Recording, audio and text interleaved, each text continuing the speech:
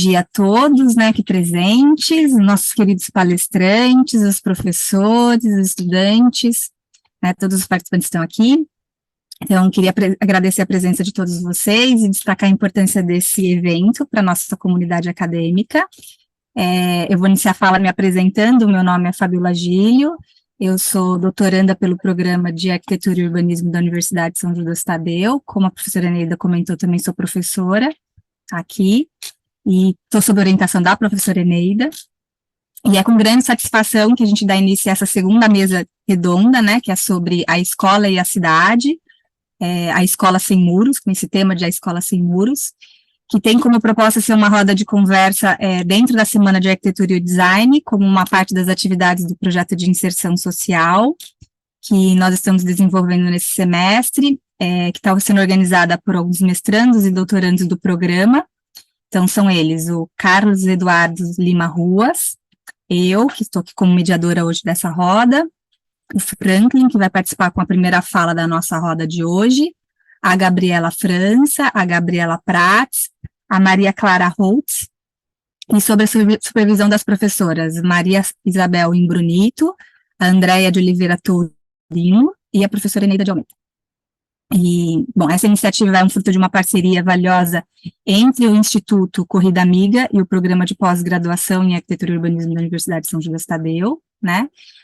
Consiste no desenvolvimento de atividades lúdicas educacionais, de capacitação de discentes de pós-graduação, bem como a aplicação e a coparticipação de estudantes de graduação, por meio de uma parceria que foi firmada entre o Instituto da Corrida Amiga, no âmbito do projeto Educando, dos Espaços Públicos, Práticas Lúdicas em Urbanismo, que é a realização do fomento do CAU, né, no nosso Conselho de Arquitetura e Urbanismo, e que é dirigida a estudantes do ensino fundamental de escolas públicas, tendo em vista a multiplicação da proposta do próprio Instituto, para contribuir para a transformação dos espaços públicos em ambientes mais saudáveis, acessíveis e caminháveis, né.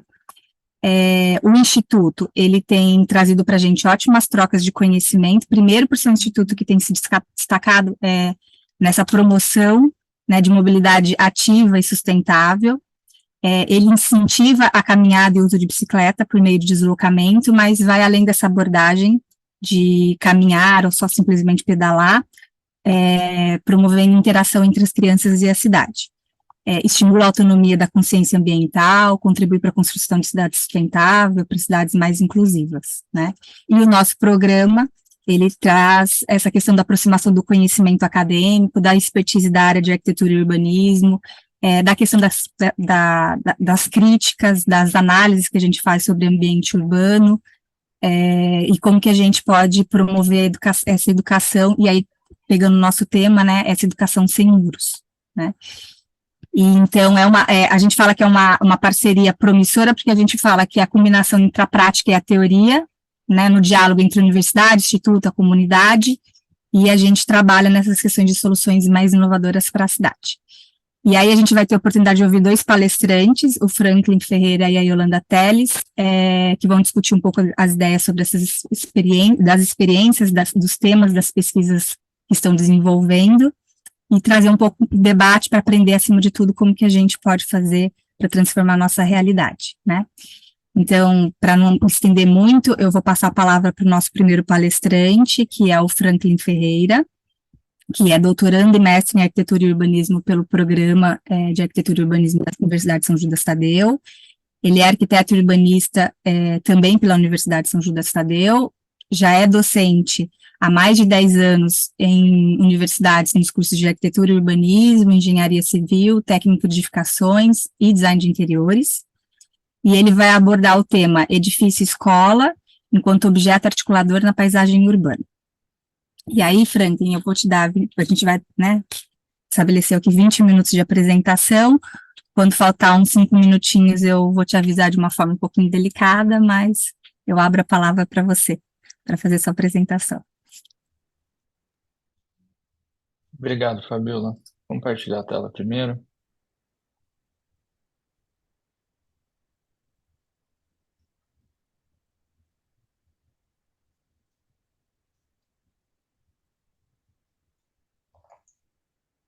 Acho que vocês veem, né?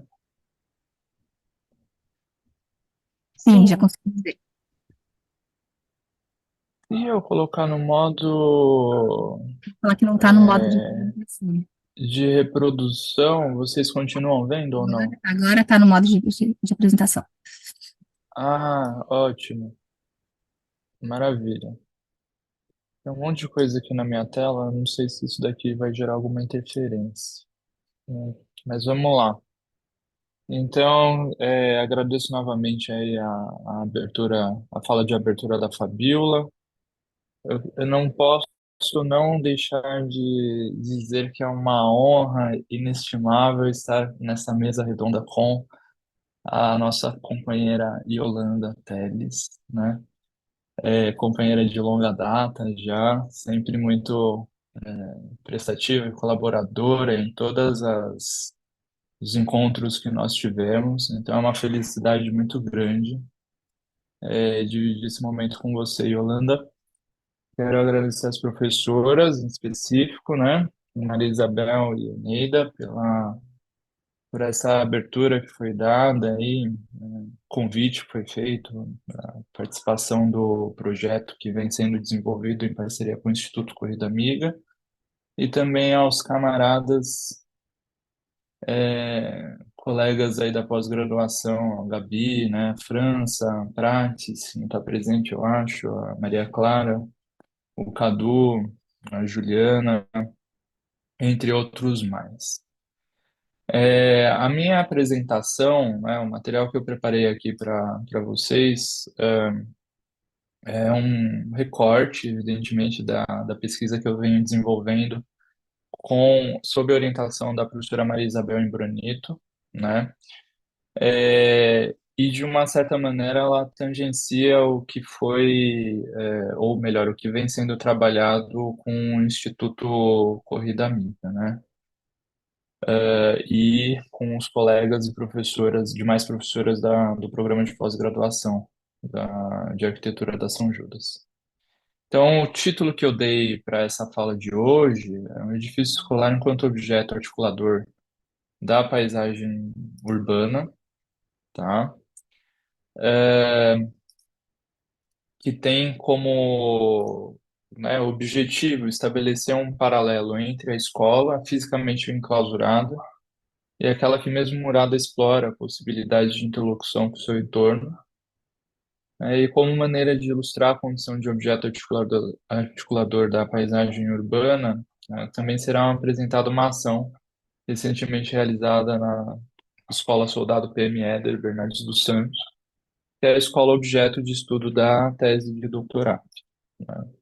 Como tópicos geradores, tenho quatro tópicos aqui que são fundamentais, que é o edifício escolar enquanto dispositivo disciplinar, sob a ótica de Foucault, Agamben e Bentham, por uma escola sem paredes e o edifício escolar como objeto articulador da paisagem urbana, a escola Soldado PM Éder, Bernardes dos Santos e seu entorno, e ações sociais do projeto de extensão.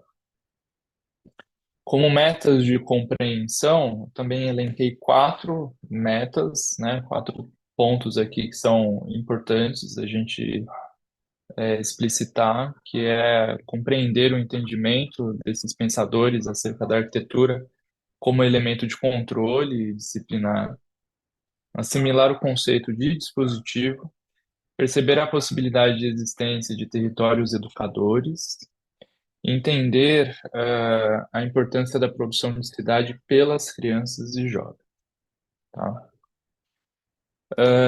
Então, dentro do primeiro tópico que foi mencionado, estou chamando ele de barreiras, né? Em que, de fato, eu introduzo aqui essas algumas noções, né? De alguns pensadores, né? Acerca da arquitetura enquanto instrumento de controle e de disciplinarização. Um deles, o Jeremy Bentham, publicou esse livro chamado Panóptico, né? Escreveu esse livro que na realidade é uma espécie de, né, tem essa estrutura de cartas que ele enviava para o próprio irmão e para outras pessoas, em que ele descreve como seria um presídio ideal, né?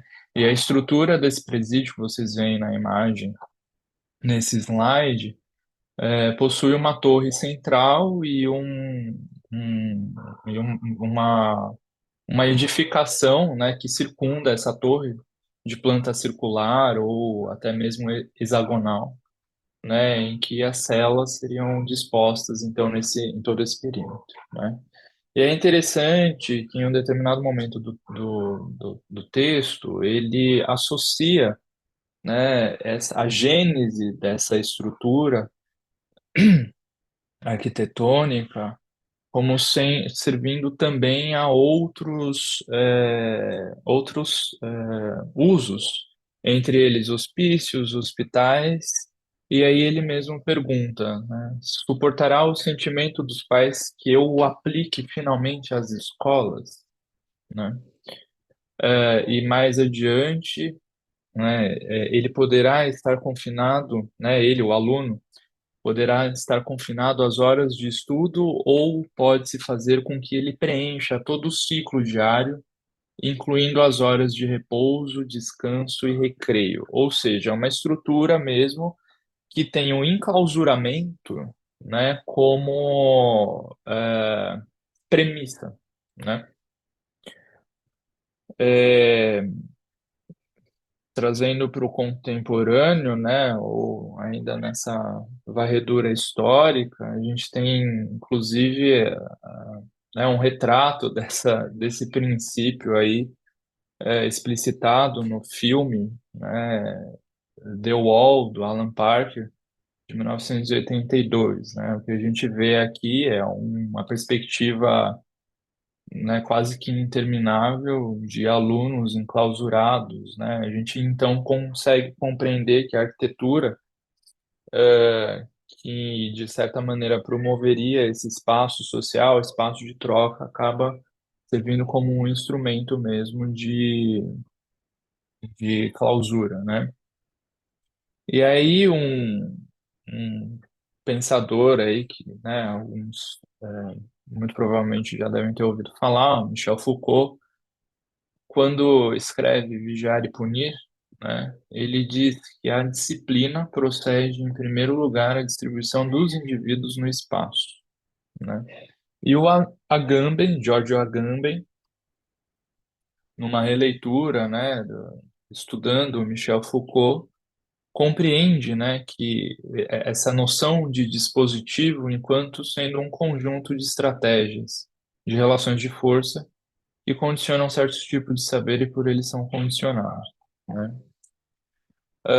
E como complemento, a gente não pode deixar de fora a arquiteta, né, infelizmente já falecida, Mayumi Souza Lima, que em seu livro A Cidade e a Criança, de uma certa maneira reitera essas questões que foram introduzidas de uma certa maneira pelo Bentham, sintetizadas por Foucault e retomadas por Agamben e diversos outros pensadores, né?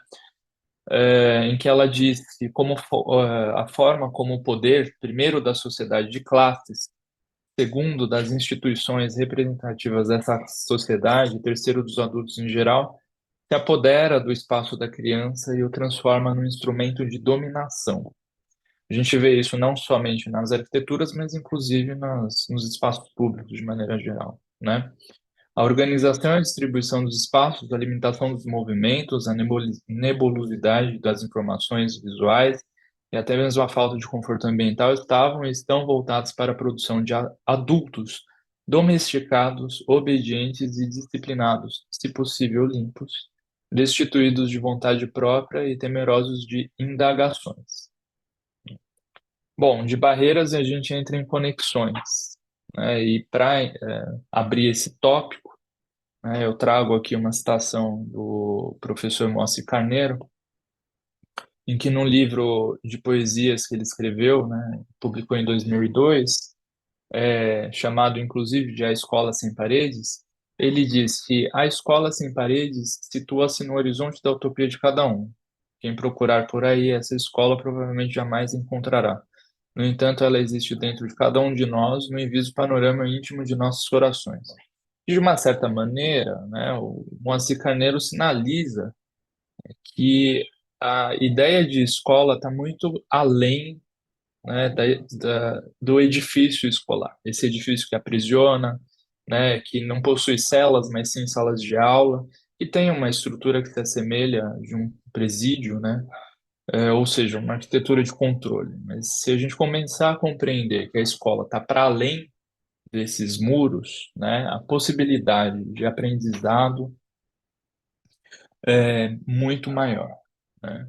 Como registro, né, ou como experimento, né, ilustração dessa ideia de que a escola está para além dos muros, né, a Bia Goulart, uma, em um livro, né, um texto que ela escreveu, que está compilado em um livro intitulado do Espaço Escolar ao Território Educativo, ela resgata aqui essa experiência do cortejo poético que foi realizado com crianças de escolas públicas da região central de São Paulo, né? Texto da Bia Goulart, Ana Beatriz Goulart, de Faria, né, intitulado de Quando a Escola Salta os Muros. Ela diz que a presença das crianças na cidade introduz estranhamentos à normatividade da ordem social que nos ajudam a criar os mecanismos de reversão das tendências herdadas. E é muito interessante como ela enfatiza que a cidade é tomada como conteúdo, né, nessa ação do cortejo poético, ou seja, aprende-se a cidade. Como continente, aprende-se na cidade, e como sujeito educador, aprende-se com a cidade, né? E a Mayumi, ainda em A Cidade e a Criança, também, né, reitera essa ideia de que os espaços da cidade, como as praças e principalmente as ruas dos bairros da periferia, poderiam ser pensados para o uso prioritário das crianças e das famílias, e secundário dos carros, tal como ocorre nos calçadões centrais. Na gestão retrasada, né, aqui de São Paulo, eh, foi dada continuidade à ideia dos céus, mas dessa forma como um território céu. Não vou me deter ao céu propriamente dito, né, a arquitetura, mas para além da arquitetura, né, o território céu tem essa ideia de reconhecer e, de uma certa maneira, recompor a tessitura urbana, de fragmentos da cidade, identificando outros equipamentos que complementam o equipamento educacional. Como vocês veem aqui nesse mapa, nós temos equipamentos de cultura, esportes, assistência social, saúde, né, gravitando ao redor de alguma ou algumas escolas públicas, né? E a ideia justamente do território céu implica, né, nessa expansão do raio de influência desses equipamentos através de sua conexão aos demais equipamentos públicos do seu entorno, né? Esta conexão vem sendo pensada em forma de caminhos, com melhorias nas calçadas, tráfego, implantação de ciclofaixas e ciclovias, travessias seguras, iluminação, arborização, sinalização, né? A integração entre céu e equipamentos e espaços públicos do entorno conformará o chamado território céu. Aqui é um croquis de um dos territórios céu, o Pinheirinho d'Água, o Raul Pereira Arquitetos Associados. Ou seja, aqui a gente já está começando a compreender essa possibilidade, inclusive a potência de quando a gente desloca, né, as crianças e jovens para fora desses muros, né? Os limites, aqui a gente já começa a se aproximar do objeto de estudo, né, da tese, que também é o objeto de estudo da ação que vem sendo desenvolvida com Corrida Amiga, né? A escola Soldado Éder está situada no extremo leste 2, né, no distrito de Itaim Paulista, mais especificamente no dentro do Encosta Norte, que é essa mancha azul, né? Sendo que né, para vocês terem uma ideia, a paisagem, ou pelo menos parte, né, um fragmento da paisagem do Encosta Norte é exatamente esse, né? Conjuntos habitacionais, em boa parte cobrindo boa parte de sua superfície, né? Alguns espaços vazios urbanos vegetados, né? Em grande maioria vegetados com potencial incrível de transformação, né? Para receber projetos urbanos, projetos de desenho urbano, né? Sendo que uma das 11 escolas que estão dentro dessa área do Encosta Norte é justamente a Soldado Éder Bernardes dos Santos, né? Que tem como vizinha a favela do Jagatá, que ocupa as margens do córrego Tijuco Preto, um dos 6 córregos que corta o Itaim Paulista sentido sul-norte, né, desaguando na bacia do Tietê, né? Franklin, mas são É, ok, estou concluindo. Obrigado, Fabiola. Então, como eu mencionei, né, a favela do Jagatá ao fundo, né? Aqui uma vista contrária, a imagem feita pela professora Maria Isabel em Bronito, em que da favela a gente consegue ver a escola, né? E essa segunda caixa d'água aqui mais à esquerda é justamente a caixa d'água do CAE, que é o Centro de Acolhimento Especial, antiga Fundação Casa, né? Foi transformada em abrigo para famílias desabrigadas, um lar temporário.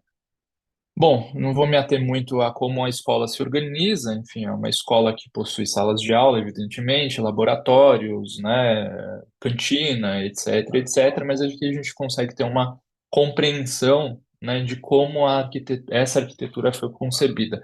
Talvez não muito distante daquilo que o Jeremy Bentham, lá nos 1700, havia preconizado com um panóptico, né, em que a gente consegue, inclusive, não, né, não temos a ideia da torre, ou pelo menos a ideia da torre está configurada como um espaço de circulação vertical, né, com esse volume que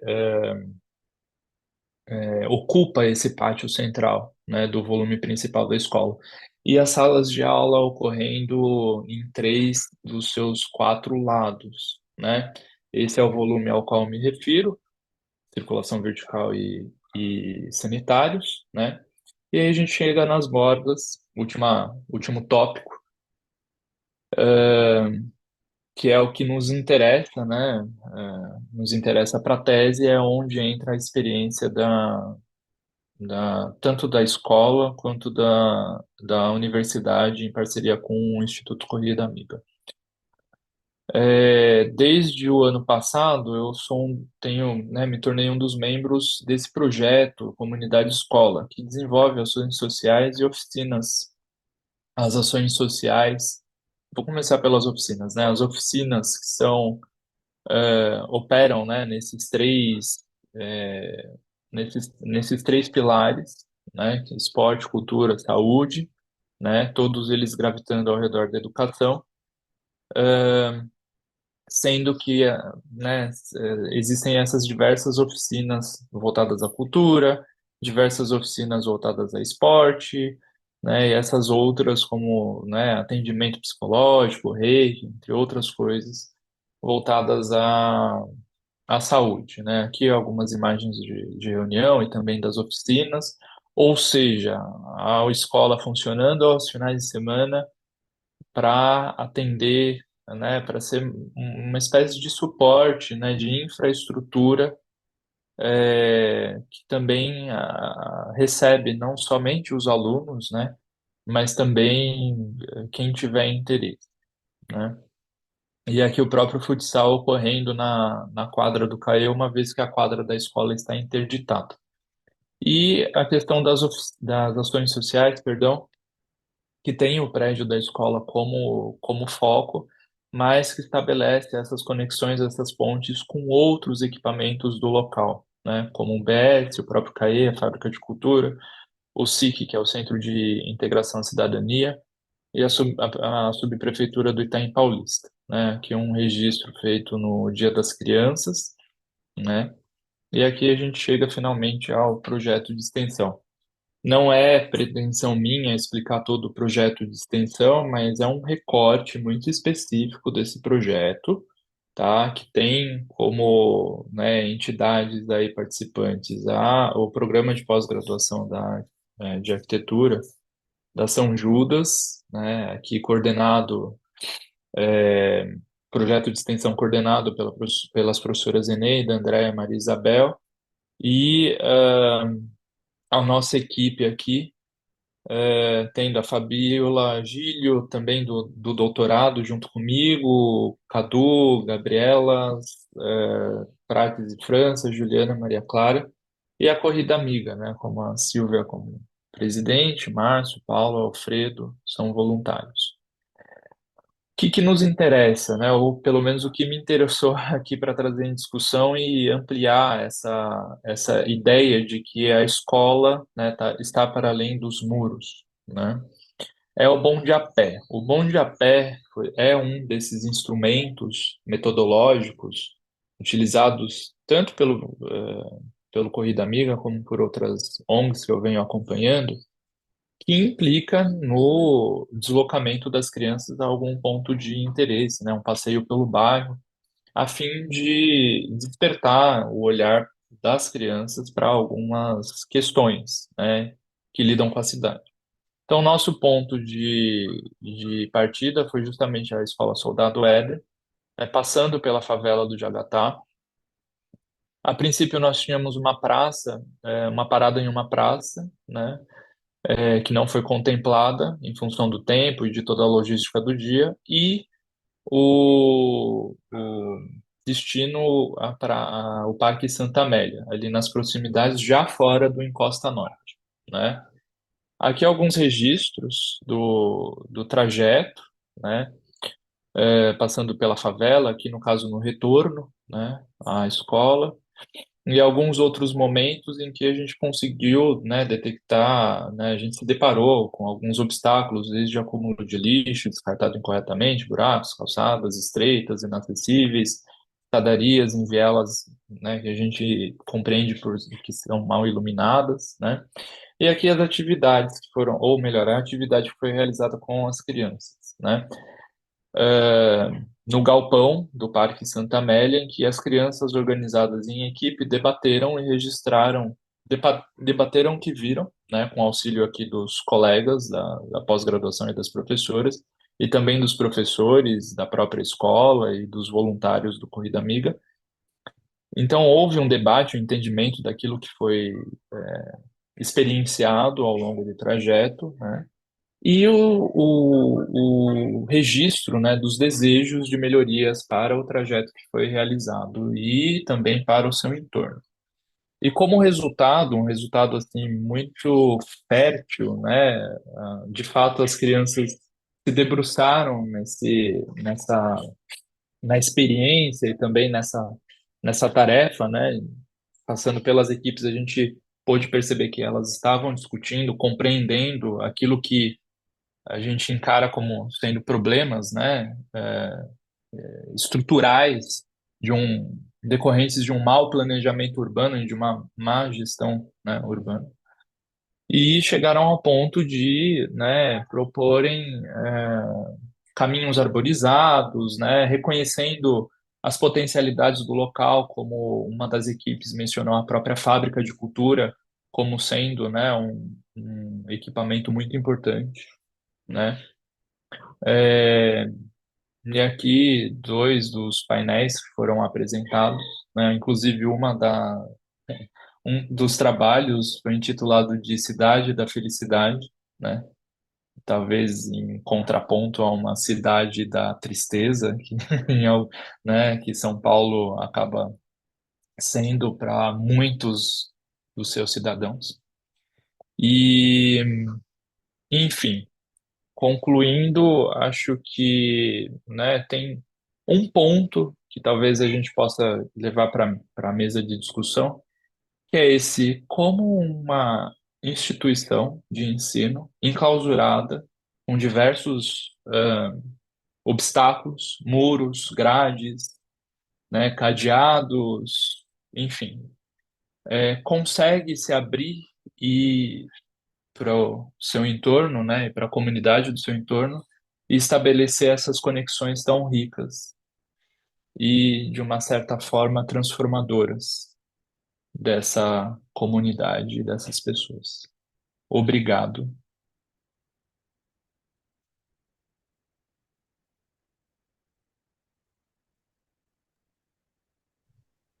Nós que agradecemos, o Franklin, por essa apresentação, viu?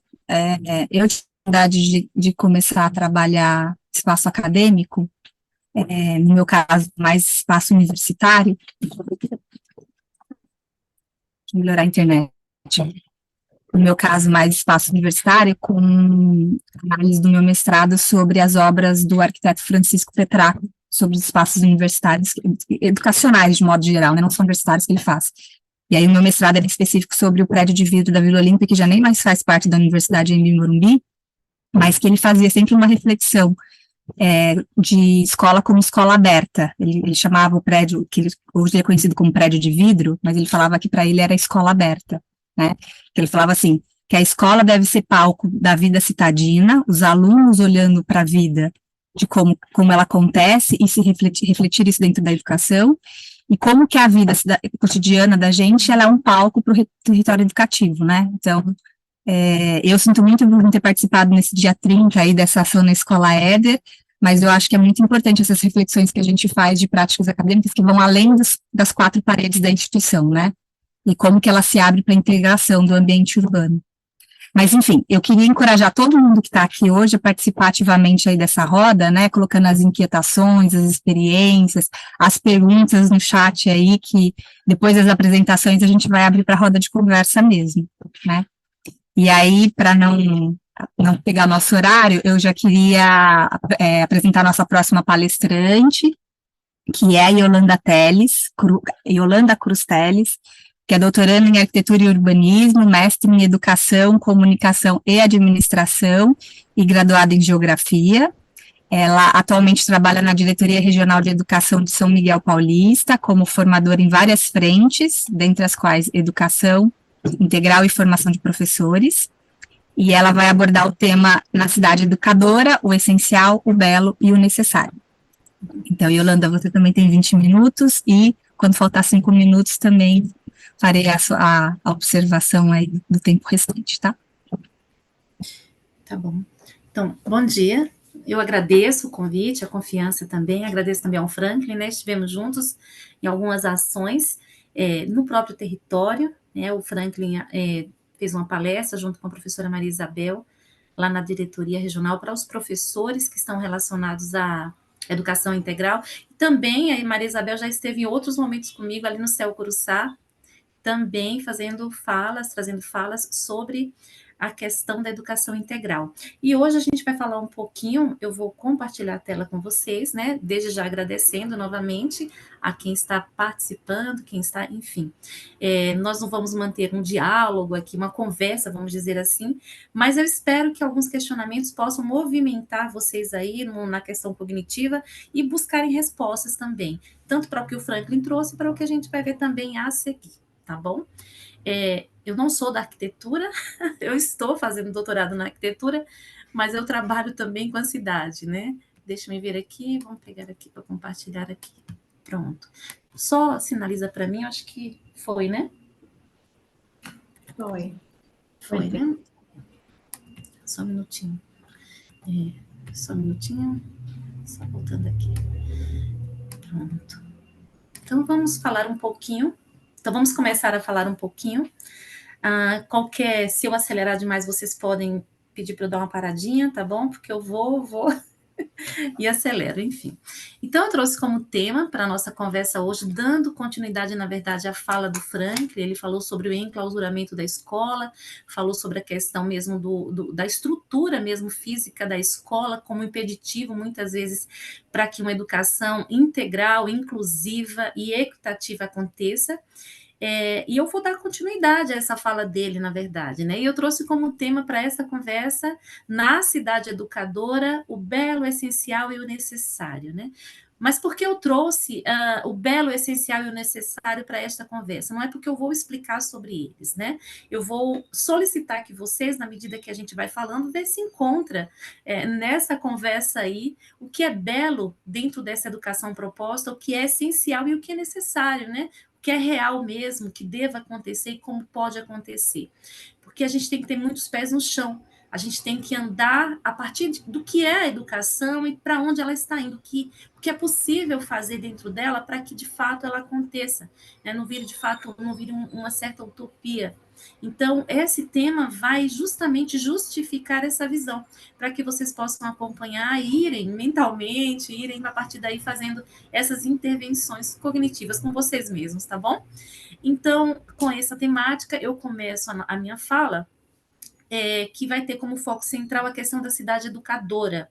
Mas a cidade educadora, para nós, né, aqui em São Paulo, na cidade de São Paulo, ela só tem sentido a partir do momento que a gente entende também em que contexto é que a cidade que educa ou deseduca, ela pode ser convidada para uma conversa. E o contexto de conversa da cidade educadora é o tipo de educação que nós estamos discutindo. Então, a educação onde se encaixa a cidade educadora é a educação chamada educação integral, que é essa educação, inclusive, proposta pelo Franklin anteriormente. Então, qual é o primeiro exercício? Eu não vou trazer o conceito do que é cidade, porque eu poderia estragar, vamos dizer assim, a visão de cada um de vocês, visto que vocês estão aí na arquitetura e urbanismo, sobre como vocês enxergam a cidade. Então, eu acho que cada fala ela é importante a partir do lugar em que você está. Você tem, na verdade, quando você entra para trabalhar com educação ou conversar com a educação, você tem que conhecer o funcionamento da educação, o currículo que está por trás dos movimentos dentro da educação, mas a sua fala vai enriquecer essa conversa. Então, eu não vou trazer esse conceito, mas a partir do conceito que vocês têm sobre cidade, eu vou citar, mas a partir do meu olhar.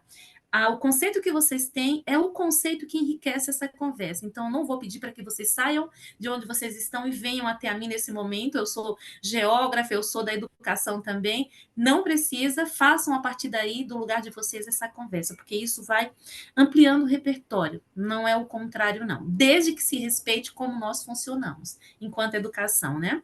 Então, a nossa conversa inicia sobre essa questão da educação integral. A educação integral, que é o tipo de educação onde se sustenta o ideal e o contexto da cidade educadora. Para conversar sobre educação integral ou cidade educadora, eu vou convidar um espaço aqui da cidade de São Paulo, um minutinho, vou convidar um espaço aqui da cidade de São Paulo para que a gente possa pensar sobre o que é uma cidade educadora e se São Paulo, de fato, é uma cidade educadora ou ela pode se tornar uma cidade educadora. Eu trago São Paulo porque nós estamos aqui, mas isso serve para o Brasil e para o mundo inteiro. Porque no mundo existe, na verdade, uma associação, uma coordenação mundial, na verdade, de cidades educadoras. Então, a gente tem que pensar que São Paulo, a gente está conversando aqui, mas, na verdade, em todo lugar pode acontecer isso ou não, a depender. Então, o primeiro exercício que eu vou convidar vocês a fazerem para a gente chegar a um conceito do que é uma cidade educadora é a partir da 25 de março, que eu acredito que não tenha ninguém aqui que não conheça, né? Mesmo que virtualmente. Hoje em dia, o conhecer vai para além dos muros, né? Não fica preso ali, porque a gente tem a tecnologia a favor. Então, eu convido vocês a olharem aqui para esse contexto aqui, esse movimento que tem na 25 de março, e eu pergunto para vocês, olhando para 25 de março, ou para qualquer outra região, eu pergunto para vocês, a 25 de março tem algum potencial, algum elemento que favoreça a conversa para a educação, ou seja, ela tem potencial educativo? O que a 25 de março pode nos ensinar? Então, eu escolhi esse trecho aqui, esse fragmento.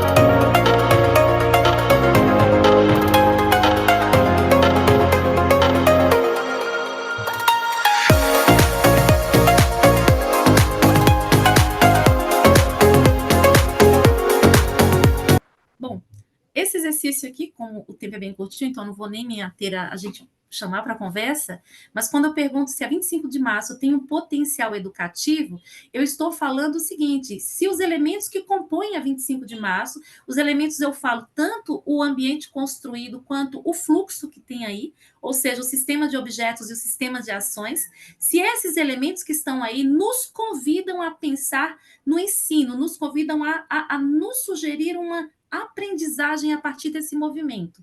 Eu gostaria de lembrar a vocês, coisas que vocês sabem muito bem, que quem está na 25 de março está na escola, esteve na escola ou é representado dentro da escola. Então, o corpo que se movimenta aí é o corpo que está dentro da escola. A escola tem uma função e esta função se retrata no momento que o corpo está no meio social, no meio mesmo, físico, enfim. Mas quando eu pergunto, a 25 de março tem potencial educativo? Eu estou perguntando. Os potenciais educativos são agentes, espaços ou dinâmicas que podem gerar aprendizagens. Então, este retrato gera aprendizagem? Se sim, aí eu convido vocês a guardarem, internalizarem com vocês a resposta, tá bom? Porque esta resposta vai nos levar a uma segunda pergunta, que é: a cidade de São Paulo, ela é educadora ou ela torna-se educadora? Porque a gente tem lá o conjunto de cidades educadoras, mas ela é uma cidade educadora? Santos é uma cidade educadora? Campinas é uma cidade educadora? Ou ela torna-se educadora? A partir desse movimento que eu sugeri que nós fizéssemos aqui no primeiro momento, a gente pode chegar a uma primeira resposta. A gente pode chegar a uma primeira resposta. Então, vocês vão juntando aí para chegar ao final, de repente, alguém aí, um entre os convidados, possa sugerir um conceito do que seria uma cidade educadora. Bom, passando adiante, eu vou fazer um exercício com vocês também para complementar essa ideia do que seria uma cidade educadora e puxar, fazer um link para a questão da educação integral. Então, olhando para esses três espaços, eu tenho aqui o primeiro espaço, é o território, por exemplo, do centro praticamente do distrito de São Miguel Paulista, na zona leste da cidade. Ao fundo, vocês não veem, mas é uma capela. Para quem não conhece São Miguel, logo de primeira mão a gente diz assim: nossa, São Miguel fica na periferia, bem longe aqui do centro, geograficamente falando, né? Mas a idade de São Miguel é praticamente a idade do centro da cidade de São Paulo. É o distrito mais antigo que tem na cidade de São Paulo, né? Um dos mais antigos. Então, essa lá no fundo tem uma capela, e essa capela, ela é de 1561. Vocês vão ver aí, de repente, olhando na internet, que é de 1600 e pouco, mas nós temos várias fontes, e uma das fontes diz que ela na verdade, ela acontece concomitantemente à construção do pátio do colégio pelos indígenas guaianás, que foram os mesmos que ficaram aprisionados nesta praça, onde hoje é esta praça. Então, eu digo para você, olhando para aqui para o território de São Miguel, para essa região, acham que essa região tem algum potencial educativo? As pessoas do fluxo, elas se movimentam o tempo todo, cotidianamente, aí por este espaço.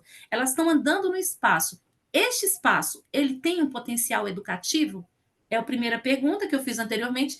O segundo, por exemplo, é uma rua aqui, na rua da Zona Norte da cidade de São Paulo, da Casa Verde, entre a Casa Verde e o Cachoeirinha, é a rua Santa Eudóxia, e aí tem uma escola, o nome dessa escola eu esqueci, acho que é Miguel, alguma coisa, enfim.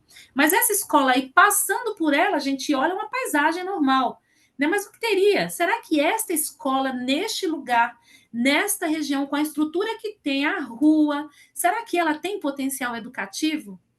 Eu não sei, mas eu posso dizer que aí, onde tem essa escola hoje, era um quilombo no século passado, 2 séculos passados, e esse quilombo hoje, por isso que nós temos muito uma ligação aí na Casa Verde com samba, enfim, mas aí é uma região em que era um quilombo, mas independente do quilombo, essa região aí é uma região que eu posso dizer assim, tem um potencial educativo, e eu termino com a última aí de Paraisópolis, né? Uma imagem do alto de Paraisópolis, e a mesma pergunta eu faço. Olhando para essa imagem, a gente consegue identificar elementos que fornecem para nós um caminho de aprendizagem, de ensino? Tem potencial educativo?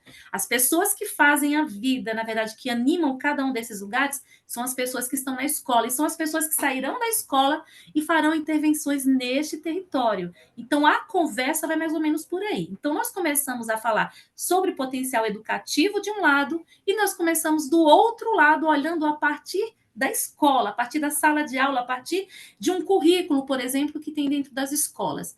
Tá, eu tenho esse espaço aqui, por exemplo, de São Miguel Paulista. Esse espaço, de repente, tem um potencial educativo. Mas e aí? Ele tem potencial? E com a escola? Qual é o movimento que eu faço para dar sentido a uma cidade educadora? A escola, ela entra com o olhar. E este olhar da escola é o mesmo olhar do arquiteto, do urbanista.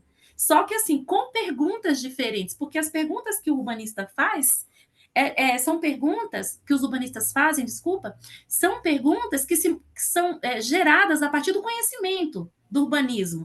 Então, eu, enquanto professora, eu vou olhar para cada um desses lugares e vou, a partir do currículo que eu tenho para a escola, de como nós concebemos a educação, eu vou olhar aqui para a Praça de São Miguel e fazer uma pergunta.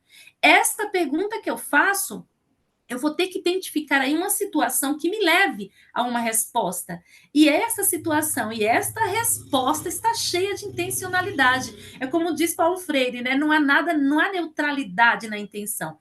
Toda a intenção ela é feita, na verdade, de um conjunto de ideias, de ideologias que vão dar sentido à minha pergunta. Então, a pergunta que eu faço é que vai dar sentido para a educação que a gente está propondo, que é integral. Eu olho para a praça e pergunto, né? Até que ponto? Até que ponto esse espaço, na verdade, a memória dele não me traz aprendizagem? Então, eu vou começar a fazer perguntas para o lugar. Destas perguntas, eu vou gerar um ensino e um elemento e elementos voltados para a aprendizagem que vão dar sentido à vida de quem está aí. Tanto aí quanto na escola, esse link. E aí, em outras palavras, tem mais uma questão. Quando eu olho para qualquer paisagem, para qualquer fluxo dentro da cidade, não é qualquer pergunta que eu posso fazer. Dentro da educação integral, há perguntas específicas. Para se tornar uma cidade educadora ou ser uma cidade educadora, a pergunta que vem da educação para dentro da cidade, ela é pautada, na verdade, em princípios e dimensões. Não é qualquer princípio. Tem princípios que, assim, há princípios específicos para orientar a minha pergunta para essa cidade se tornar educadora para mim. Então, por exemplo, quando eu penso nos princípios, a pergunta que eu vou fazer tem que ser com um tema relacionado à contemporaneidade. Tudo que você vê dos tempos atuais vão me gerar questionamentos para dar resposta a partir dessa imagem. Então, isso se chama contemporaneidade. A contemporaneidade é um princípio da cidade educadora ou da educação integral. Outra coisa, tudo que eu fizer vai ter que estar pautado na questão da inclusão. Ninguém pode ficar de fora, tem que entrar. E todos entram a partir do olhar sobre as diferenças. Não podemos olhar pelo viés da igualdade, mas pela diferença que tem ali naquele território. Sustentabilidade e equidade, esses aí são os 4 princípios que vão me ajudar a olhar este lugar. Também, quando eu olho para este lugar, eu tenho que olhar seguindo algumas dimensões. Então, por exemplo, tudo que o estudante trabalhar tem que trabalhar numa perspectiva da questão da dimensão intelectual, tem que movimentar, tem que fazer com que ele gere, construa novos conhecimentos. A parte física também da dimensão, o corpo dele se movimenta, o corpo é um elemento que leva e traz respostas para dentro da escola, como o nosso, né? Dentro da escola nós vamos, voltamos, enfim. E tem as experiências, que são as construções que nós vamos fazer a partir de princípios, dimensões e olhando para dentro da cidade. Quando eu tenho um potencial educativo e eu tenho uma intencionalidade pedagógica, aí eu tenho o sentido da cidade para a educação. Fora disso, perguntas eu posso fazer, mas se forem por este viés de princípios e dimensões, as perguntas se tornam perguntas educativas que contribuem para uma educação plena, voltado para a construção de fato da cidadania, porque eu vou ter o sujeito de direitos dentro da escola, aprendendo, estudando para além dos muros, que o para além dos muros é uma preocupação física, mas maior ainda é você conseguir trabalhar conceitos contemporâneos de inclusão para um grupo, vamos dizer assim, de pessoas adultas que muitas vezes não querem tanto isso, ou querem, mas assim, exige que saia do comodismo ou do lugar que esteja, que está. É como na arquitetura e urbanismo, né? De repente, eu não conheço muito bem, mas na arquitetura e urbanismo, às vezes, você tem uma ideia do como fazer, e aí você chega para estudar na arquitetura e urbanismo e encontra uma proposta diferente. Ou você já está acostumado a tentar mudar, isso dá um bom trabalho. Agora vem a questão principal. por que é que nós temos que trabalhar, ou nós estamos potencializando essa conversa da cidade educadora. Pensa da seguinte forma, eu vou voltar para vocês só por um minutinho, aqui, né? Só por um minutinho, para falar assim para vocês, ó, pensa na educação, a educação mesmo, a educação formal, como uma linha de tempo, como uma linha, desde quando ela surgiu. A educação, ela surgiu para, tudo bem? Ela surgiu para a educação. Anísio Teixeira foi um grande pensador, um dos primeiros, sobre uma educação mais inclusiva, mais integral.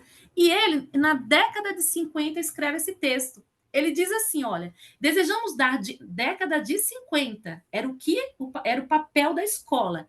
Desejamos dar de novo à escola primária o seu dia letivo completo. Dá-lhe 5 anos de curso, dá-lhe o programa completo de leitura, aritmética, escrita e mais ciências físicas e sociais e artes industriais e desenho e música e dança e educação física. Além disso, forme hábitos, atitudes, cultive. Quer dizer, ele está dizendo para nós que a educação pensada antes, a educação plena, a educação mesmo formal, ela já tinha esse anseio pela completude do ser humano. Só que, pensa nessa linha de tempo, isso não acontece. Como não acontece, para a gente voltar e rever como a educação tem acontecido, então nós entramos agora, olha, vamos então entender que a educação que tem que ser trabalhada é a educação integral. E o que é uma educação integral? É uma concepção de educação onde todos devem trabalhar, buscando trabalhar com todas as dimensões do bebê, da criança, do jovem, do adulto. Todas as nossas dimensões, porque nós temos um lado artístico, nós temos um lado intelectual, que muitas vezes não é percebido na escola, porque às vezes nós estamos ainda naquela fase disciplinar. Então, a educação integral entra para chamar a atenção e dizer, ó, voltem para o princípio da educação. O integral entra para dar ênfase. Então, nós temos essa visão. Nesse contexto da educação integral, aí nós entramos com a cidade educadora. O que é uma cidade educadora? Se a criança, o adulto, entra na escola... Oi, desculpa, estou acelerando. Desculpa. Eu queria interromper, mas só 5 minutinhos. Tá bom. Então, a criança que está dentro da escola, o que é que ela tem que fazer? Ela tem que ser vista a partir de toda essa dimensão que traz, essa diversidade que traz, para ser trabalhada e voltar e dar respostas para toda essa multifacetada, que é a visão que nós temos sobre a cidade. O que é uma cidade? A cidade de São Paulo, né? É um espaço, é um corpo multifacetado, na verdade, que tem que ser reconhecido e tem que ser valorizado a partir do conhecimento que tem dentro da escola. A escola produz para isso, né? Bom, aí o que é que nós temos? Nós temos, então, a proposta da cidade educadora, uma cidade que educa. Ela, muitas vezes, ela deseduca, mas nós estamos na escola para criar possibilidades e outras situações que tornem ela, de fato, educadora. E aí, o que acontece? Na década de 90, né, essa conversa sobre cidade educadora, ela é da década de 90. Então, lá em Barcelona, na Espanha, começa essa conversa, e quando você vai lá para Barcelona, na Espanha, você tem um congresso internacional sobre cidades educadoras. Nesse contexto, ó, 1990, tem a conversa. 1994, sai a Carta das Cidades Educadoras. Na carta, que é utilizada até hoje, vem os princípios, vem as dimensões, vem de como cada município pode fazer parte desse grupo de cidades, dessa associação de cidades educadoras. Se eu entrar, por exemplo, muito rapidamente, ó, eu vou linkar aqui, vocês conseguem ver? Não. É só para mostrar para vocês, e aí eu vou finalizando. Ó, vou voltar aqui. Pronto, agora vai. Conseguem ver agora, né? Agora sim. Ó, se eu pegar aqui, por exemplo, entrar aqui no link das associações das cidades educadoras, eu vou entrar aqui e vou ver que São Paulo é signatário. São Paulo assinou o acordo para ser uma cidade educadora na década de 90. Então, o que São Paulo é? Ela é uma cidade educadora? Ela assinou, ela tem o compromisso de universidades, escolas, todos juntos tentarem transformar a cidade numa cidade educadora. Sendo que a cidade, a forma da cidade, as construções que tem na cidade, de repente, elas não estão imbuídas de uma intencionalidade ou um potencial educativo. Por isso é importante que aquele que está chegando aí para o urbanismo possa pensar junto com a sociedade políticas públicas que coloquem na legislação o que? O potencial educativo que tem, nas formas que a cidade tem, seja desde o aspecto físico até no aspecto, no ambiente construído, como geralmente vocês falam, né? Então, quando você entra aqui na cidade de São Paulo, você vai encontrar, por exemplo, ó, acho que está aqui, São Paulo, todos esses azuis, aí Curitiba, não estou aqui, São Paulo está aqui. Eu entro aqui na cidade de São Paulo e eu vou ver. Olha, São Paulo faz parte das cidades educadoras, acho que vocês estão vendo aí. Essa cidade educadora de São Paulo, ela faz parte, só que cada cidade educadora tem que criar uma política mostrando que faz parte. O que São Paulo criou? São Paulo criou um programa chamado São Paulo Integral. Então, nós temos na cidade de São Paulo mais de 300 escolas que fazem parte do São Paulo Integral. Do município, eu estou falando, sem ser do estado. Então, se eu clicar aqui, ó, São Paulo Educadora, eu acho que vai. Acho que a página vai mostrar. São Paulo Educadora, mostrou para vocês? Não, não mostrou. Tudo bem. Mas eu não vou entrar não, porque não vai dar tempo. Mas se você entrar aqui, você vai ver o que é o programa São Paulo Integral. O programa São Paulo Integral, vamos dizer assim, para finalizar. Mas só um minutinho, vou voltar aqui que eu me perdi, viu, Fabiola? Só um segundinho. Ó, aqui, pronto. Ó.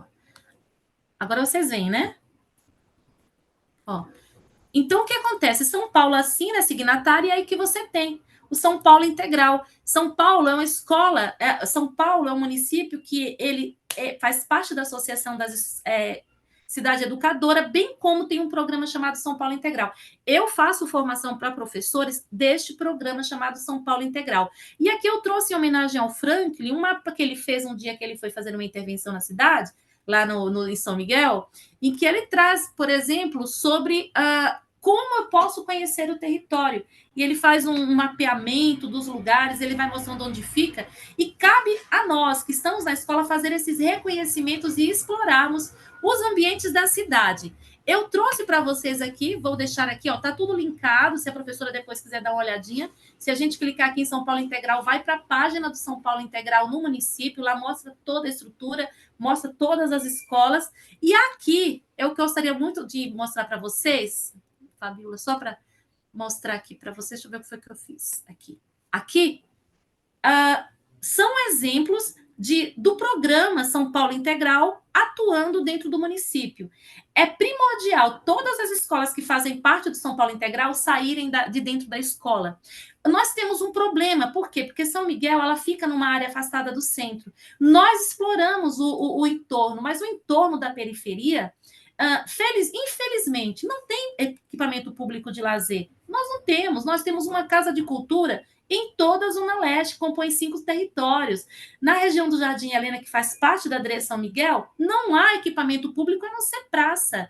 E a praça é um potencial, mas nós temos que construir corredores que deem acesso para essas crianças, jovens, para além dos muros e para além do entorno, a não ser que o equipamento chegue ao entorno também. Então, eu tenho aqui, por exemplo, olha, aqui é a imagem de um dos projetos que tem no São Paulo Integral, com a visão de educação integral, que é a Motoca na Praça. Ganhou este ano o prêmio Território Educativo do Instituto Tomiotaki. As crianças, semanalmente vão para a rua e eles exploram a rua, tem todo um projeto. Se você passar um pouquinho adiante, olha, eu coloquei 3 aqui, mas são muitos que nós temos. Nós temos aqui projetos de exploração do território da cidade de São Paulo como cidade educadora. E eu termino aqui dizendo que o que vai nos repertoriar cada vez mais nesta conversa são os olhares múltiplos. Os olhares múltiplos da arquitetura e urbanismo, são os olhares múltiplos da educação. Isso é que vai enriquecer todo o conjunto de conhecimento que nós estamos tentando construir ao longo dos tempos, tá bom? Então, eu deixo essa imagem para dizer que o que mais rico é quando nós enxergamos o espaço pelo viés contraditório, porque aí a gente consegue dar boas respostas através dessa cidade que educa, tá bom? Eu agradeço. Fabiola. Acelerei. Nós que agradecemos, viu? A gente fica até desconfortável quando fala que falta 5 minutos, porque a gente fica empolgada do lado de cá, né? Obrigada. Wanda, eu sou suspeita para falar da sua fala, eu acho maravilhosa sempre, né? Mas eu queria até falar assim, me traz uma reflexão de duas falas de um arquiteto que a gente tem muito consagrado na arquitetura, que é o Louis Kahn, que ele fala assim, que provavelmente o ensino começou quando, eu não sei exatamente como que é a frase, tá? Mas assim, pelo que eu lembro, né? Provavelmente começou quando um homem se pôs a falar em determinado lugar e os pais, né, levaram seus filhos para escutar aquele homem porque eles acharam encantadoras as palavras daquela pessoa, né? Então eu acho que é um pouco isso que você fala. Todos os ambientes são educadores, né? Porque a gente está ali, tem um lugar onde eu posso aprender, não precisa ser simplesmente com uma pessoa. E aí até refazendo um pouco a sua fala lá, né? Você já é da arquitetura, porque você já vê, já tem a sensibilidade de ver que o próprio espaço, né? Que o ambiente, os detalhes, eles fazem parte, né? Desse nosso cotidiano. E aí tem uma outra fala do Kant também que eu acho que é muito relevante, que ele fala: existe uma diferença entre a escola, uma escola e a instituição. Porque às vezes a gente está muito preocupado em que é a missão, né, e os valores de uma instituição, mas a gente tem ainda uma questão do que é a escola, que é um ideal, né, uma escola, que é como que a gente desenha, né, que acho que vai muito em relação ao que o Franklin estava comentando, e a instituição, que é tudo aquilo que faz com que a gente entenda que faz parte do processo educativo, né? Mas muito obrigada. Eu queria então abrir aqui agora oficialmente, né, essa roda de conversas para que todos que estão aqui presentes tragam suas inquietações, tragam suas dúvidas, tragam suas experiências e aí para a gente fazer uma troca aqui com os nossos palestrantes.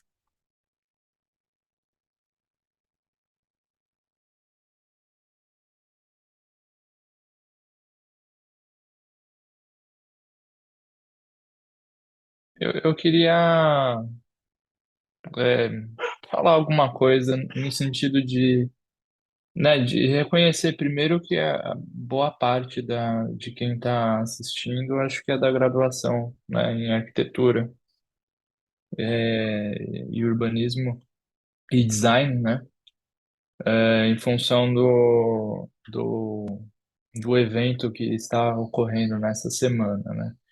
Eu não sei, mas né, se eu fosse aluno, eu me perguntaria, poxa, mas o que que essas palestras têm a ver com, né, com arquitetura e com cidade, né, urbanismo, é, né, onde é que está essa linha que tangencia a nossa área de formação, né?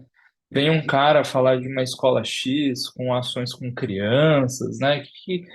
Né, fala uns nomes de uns filósofos aí estranhos, Michel Foucault, Bentham, né? Aí vem uma pesquisadora extremamente gabaritada falar sobre cidade educadora, mas o que que isso tudo tem a ver com a gente, né?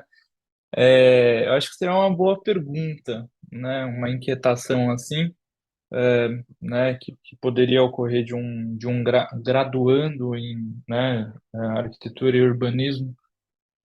E acho que uma resposta seria que tem tudo a ver, né? Se a gente, né, se vocês, futuros arquitetos e arquitetas e também urbanistas e designers, começarem a despertar esse olhar, né, um pouco mais sensível ao problema da, da, da educação e de produção de espaço, né, talvez a gente tenha a possibilidade de desenhar, né, desenvolver em parceria com profissionais de outras áreas, como no caso, né, da Yolanda, que tem formação na área de educação, cidades mais generosas, no sentido de acolher essas crianças, esses jovens, né, inclusive os idosos e todas as pessoas que, né, habitam uma cidade, né, ou seja, produzirmos cidades mais inclusivas, né, que acho que inclusive foi o tema, não cidade inclusiva, mas a ideia de inclusão foi tema mesa redonda na quarta-feira à noite, né? Infelizmente eu não pude assistir, estar presente, mas né, quando a gente pensa em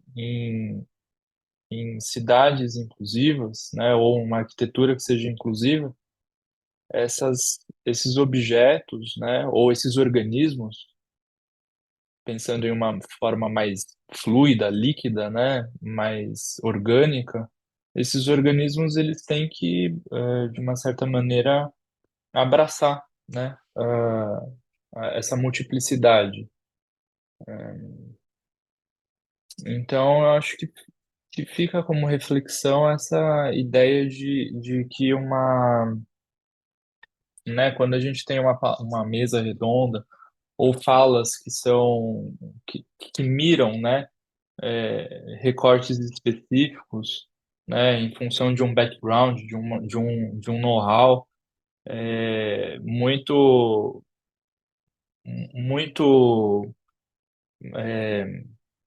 né, que vem de outras formações, como no caso da nossa colega, até mesmo da geografia, né, arquitetura, geografia, educação, entre várias outras, são elementos, né, que compõem essa não uma fórmula, né, mas nos amparam de alguma forma a pensar em uma cidade que seja mais humana, né? Acho que essa é a a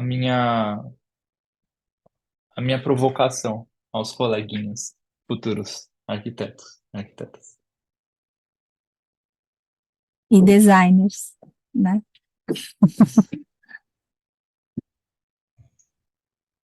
A gente tem tido muitos alunos que no trabalho final. Desculpa, Bel, eu já fui abrindo o microfone, mas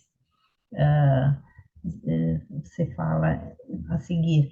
A gente tem orientado trabalhos de TFG, trabalhos finais de graduação, e há muitos alunos que escolhem escola.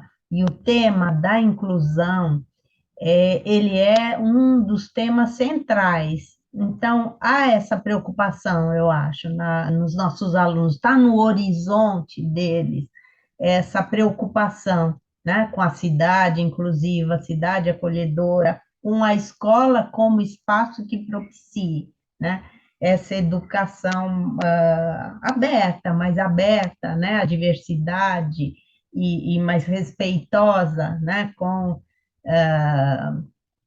a diversidade também dos estudantes. Então, eu acho que eles podem ter, sim, encontrado, né, afinidades dessas falas, tanto do Franklin quanto da Yolanda, com os trabalhos que eles vêm realizando de pesquisa e que talvez essa fala tenha sugerido, né, outras possibilidades de abordagem, tenha desencadeado aí algumas também inquietações, e aí é que eu acho que seria o momento de expor, de falar, de comentar, se assim for. Bel, por gentileza. Só vou complementar um pouquinho antes, o Bel, rapidinho, é só para que a Eneida comentou, né? A gente vê isso bastante nos trabalhos finais de graduação. Recentemente, eu tenho dado muita aula para os alunos calouros também. Eu permeio, né, entre primeiro semestre e 10º semestre de curso de arquitetura, mas não só do primeiro semestre de arquitetura, primeiro semestre da escola de arquitetura e design mesmo, então, de animação, games, moda e afins. E esse tema de escola, apesar de ser uma questão que está muito vinculada, né, à arquitetura, como eu estava comentando ali com a Irolanda, né, por formação ela não é arquiteta, mas essa questão de o olhar para a arquitetura que o Lúcio Costa já falava, né, a sensibilidade das proporções, dos espaços, tamanhos, ele é muito recorrente também para os alunos do primeiro semestre, né, onde eles querem ter esse olhar para a escola, porque é o ambiente onde eles estão inseridos, e as discussões que eles querem trazer, e muito de forma inclusiva, né, e que vai uma inclusão desde comunicação, plataformas, até o espaço físico, e como que ele se desdobra dentro do processo de educação de cada um deles. Desculpa, Marisabel, era só porque eu queria fazer o parênteses, porque estava dentro da fala da Eneida. Nossa, excelente. Assim, não esperava menos, na verdade. Eu tô com uma obra aqui em cima, então talvez fique um pouco difícil vocês me ouvirem. Eu gostei muito, eu acho que mais uma mesa que tem relação entre os dois apresentadores, então perfeitas as falas. A pergunta do Franklin, eu acho que dá para, eventualmente, se alguém quiser se manifestar, eu pediria para que os alunos abrissem as câmeras. Quem tiver aqui nessa roda, abrisse as câmeras, a gente, nesse momento, né, é um momento de troca, falando, mas não estou vendo nenhuma câmera se abrir, mas eu vou continuar falando para abrir, né? A gente quer enxergar as pessoas que estão aqui. E eu acho que vale a pena apontar alguns. Oh, Mariana! Eu divulguei um pouco esse link, tá? Eu acho que vale a pena apontar algumas relações entre essas falas, né? E enfim, esse cruzamento de campos aqui da educação, da arquitetura, né? O primeiro ponto que o Franklin trouxe bem, né? Esse paradoxo, essa contradição, né? Entre um edifício e eu extrapolaria uma cidade que tem mecanismos de controle, né? E esses mecanismos, eles trazem uma intencionalidade também. Eu gosto dessa palavra. Yolanda usa intencionalidade o tempo todo, né? Essa palavra é ótima. Então, os espaços são construídos e regem a vida das pessoas, né? E eles têm intencionalidade. Então, essa intencionalidade, ela não está só no momento em que o olhar da educação está presente. A intencionalidade também está presente no momento em que a cidade é construída, ou o edifício, né? Um pouco isso que o Franklin trouxe para a gente ao trazer o Bentham, né? E essa organização da nossa vida no espaço, ela tende a, enfim, de alguma maneira, reger horários, barreiras, tudo isso que Franklin fala, né?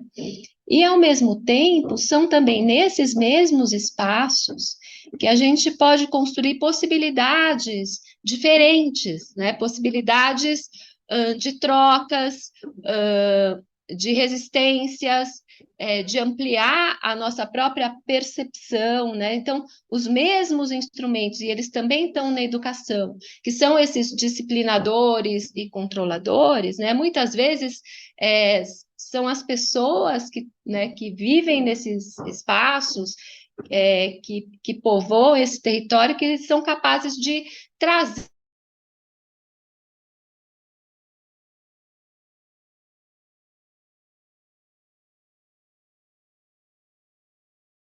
Deu. Para Acho que vocês também travou parou? aqui. Travou. Essa Travou, realidade. né? Bel, travou um minutinho sua conexão. Continua? A Oh, gente perdeu um pouco o final da sua fala. tá, deixa eu ver se tá dizendo que está instável. Eu vou encerrar Estamos aqui, tá? ouvindo agora. Mas hoje está confuso. Mas são os mesmos espaços e as mesmas pessoas, né, atuando tanto numa direção como na outra. Eu acho que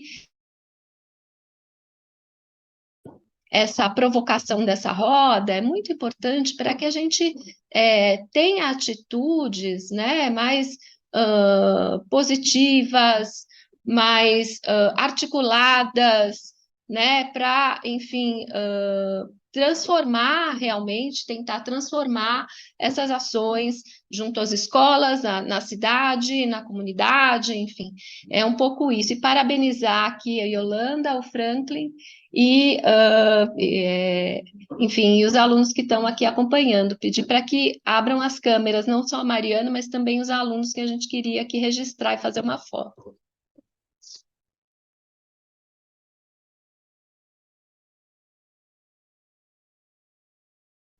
Yolanda pediu a palavra, né, também. Enquanto eles se encorajam e vão abrindo as câmeras, né, Fabiola, a gente pode pedir que a Yolanda fale. Amém.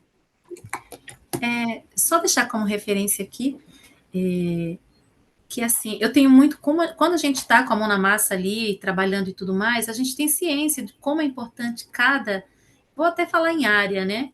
Como cada área, na verdade, ela pode contribuir, né? Agora, imagina quando você está no campo, seja da publicidade, seja da arquitetura, ou economia, enfim, quando você consegue entender qual é a proposta, como você pode contribuir a partir do que você sabe, é muito mais enriquecedor para quem está lá na outra ponta, né?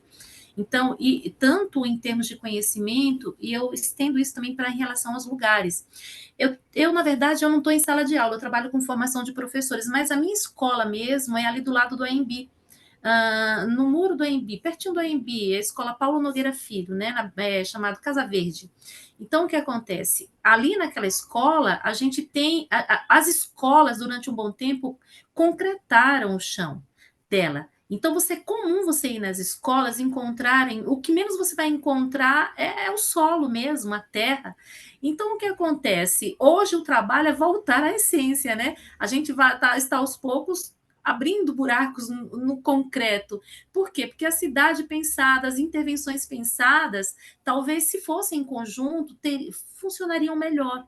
Né, se fossem mais discutidos, mais conversados. E essa escola que eu trabalho, só para vocês entenderem, nós não temos praticamente nenhum terreno, assim, nenhum solo mesmo fofo, né?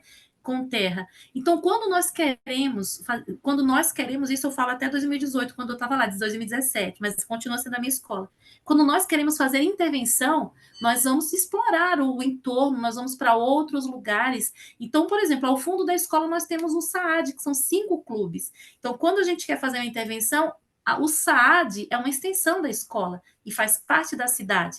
E tem córregos lá, e tem problemas lá. Se nós queremos entender o fluxo, bastamos chegar um pouquinho mais adiante, vamos até o AMB, enxergamos a marginal. Dali, de cima, da ponte da Casa Verde, a gente consegue identificar, inclusive, a divisão de classes. Nós sabemos, olhando para um lado, onde nós temos um território menos privilegiado, bem como o outro. Então, assim, a cidade, ela vai nos dando os elementos para que a gente possa construir um conhecimento de intervenção. Mas, sem a colaboração das partes específicas, nós não temos esse repertório bem ampliado e bem mais rico. Só dizer para a professora Eneida que eu tenho quase certeza que uma ex-aluna dela, vocês falaram, olha como é importante isso. Ela teve uma aluna chamada Marcela, se eu não me engano, Lima, Marcela Lima. E a Marcela eu convidei outro dia para fazer uma palestra lá num seminário que eu fiz. E ela levou, na verdade, ela fez o desenho, a planta de uma intervenção dentro do Jardim Romano. Para quem não conhece o Jardim Romano, é uma região ali que fica na várzea do Tietê, faz parte da diretoria que eu trabalho. Tem escolas a 2 metros da margem do rio, que, enfim, mas que ela trouxe como possibilidades ali, dentro do entorno, que foi uma intervenção que veio da própria universidade junto com a professora Eneida, porque eu lembro que ela falou da professora Eneida. Enfim, então, assim, essa troca tem que ser contínua e tem que ser necessária, porque senão sempre de um lado estão construindo e do outro lado nós vamos desconstruir. Então não é boa essa conversa. A conversa é boa quando todos vão juntos para o mesmo propósito, né? Porque o mundo é um só, com diferenças, mas um só. Tá bom? É só isso, viu? Que eu queria complementar. Obrigada. Eu queria entrar, né? Já entrei na conversa, mas só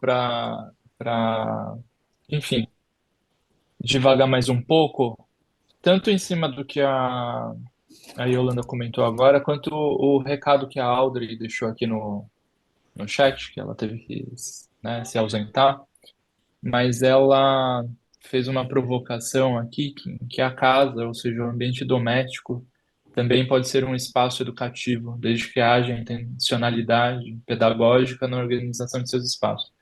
Essa conversa toda me lembrou de uma entrevista da qual o professor Miguel Nicoleles, que é um cientista, né, da área de neurociência, participou, ele foi entrevistado. e é um cientista, né, mundialmente conhecido e extremamente, né, importante, assim, né? É o tipo de cara que eu, né, eu quero ser ele, né, ele quando crescer. Um excelente, assim, pesquisador, né? Não tem nada a ver com a nossa área, mas ainda assim é um pesquisador, assim, extremamente, né, importância, enfim, como eu já mencionei. E nessa entrevista, ele, inclusive fundou um instituto, não sei se vocês já ouviram falar, Instituto Santos Dumont, né, que opera principalmente na região nordeste do nosso país. O Miguel Nicoleles comentou nessa entrevista que a escola, né, não a escola formal, mas a escola informal, se é que a gente pode colocar nesses termos, da vida dele foi o jardim da casa da avó, né? É, que lá, né, existia um universo repleto de, né, riquíssimo em que ele pôde aprender assim desde, né, observando as formiguinhas caminhando, né, as folhas das árvores desse jardim, enfim, um universo extremamente rico de possibilidades de aprendizado. E aí, né, o jardim, a casa, a cidade, né, como espaços, né, ou ambientes de aprendizado, a gente vê essas diversas escalas, né, e diversas possibilidades, mas sem esquecer também das pessoas, né, aquela história que é ouvida por um, sei lá, por um morador do Encosta Norte ou por enfim, pelo padre lá da igreja de São Miguel, enfim, todas essas histórias, né, repletas de memórias, né, desses locais também contribuem para um aprendizado e para transformações, né, desses locais, né, ou para manutenção, né, também desses locais, né. Então, se a arquitetura, por um lado, pode ser um objeto um instrumento de disciplinar, ela também pode ser, e acho que nós, arquitetos, encaramos também dessa forma, uma possibilidade né, um livro, né, construído e edificado, né, que tem uma história, né, assim como uma cidade tem uma história por trás dela que deve ser contada, né? O pessoal do patrimônio que entraria melhor.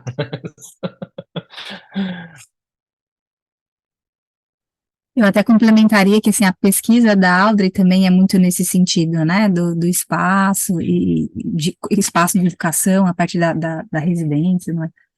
É uma pena que ela teve que sair, mas ela poderia contribuir aqui também, em cima da sua fala, o Franklin.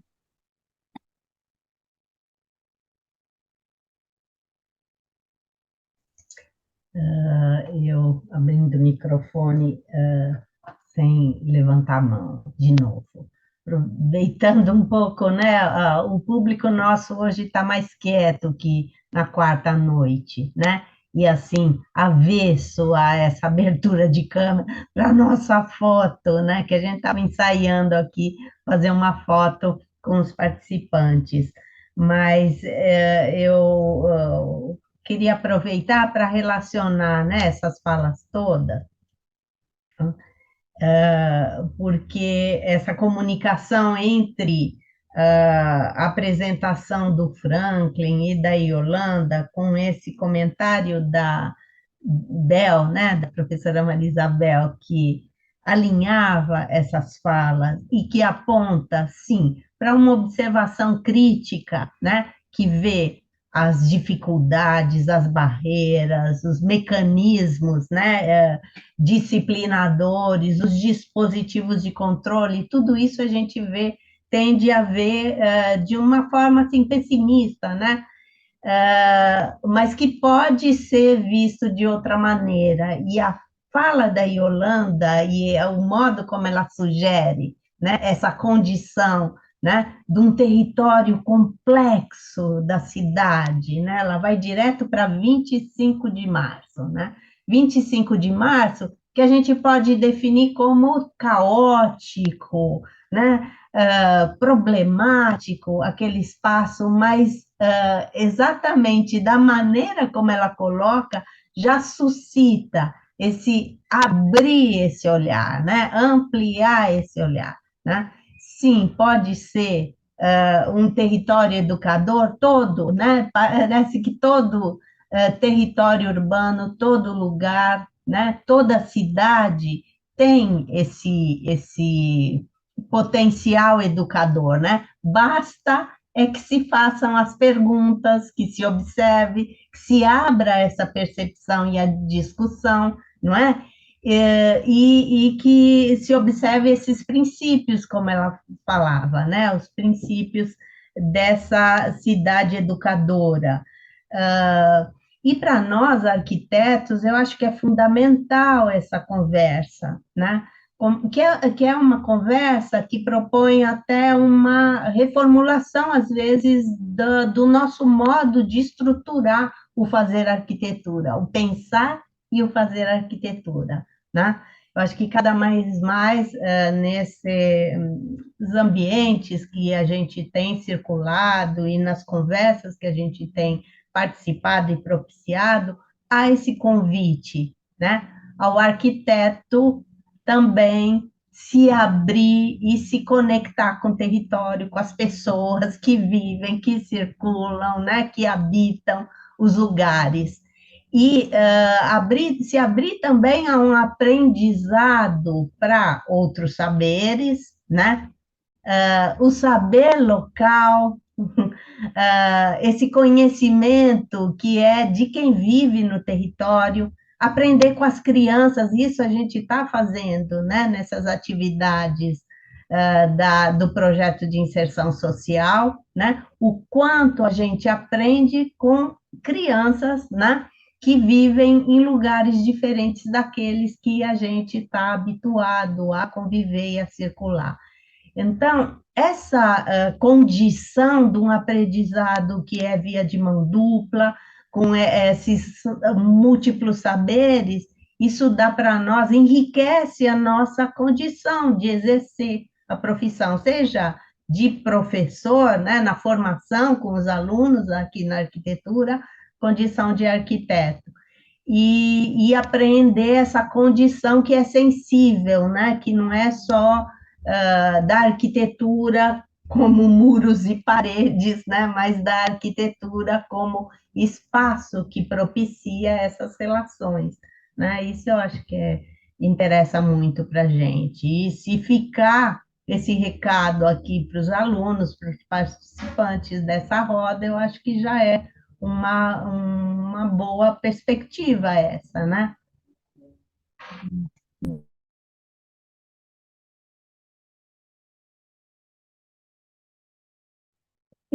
Estão excelentes as falas, as discussões. É uma pena que os alunos não estão abrindo aqui o microfone, não estão abrindo a câmera, não querem colocar nada no chat de dúvida do que vocês têm de experiência com a escola, com os espaços da cidade, que vocês entendem como espaços educativos.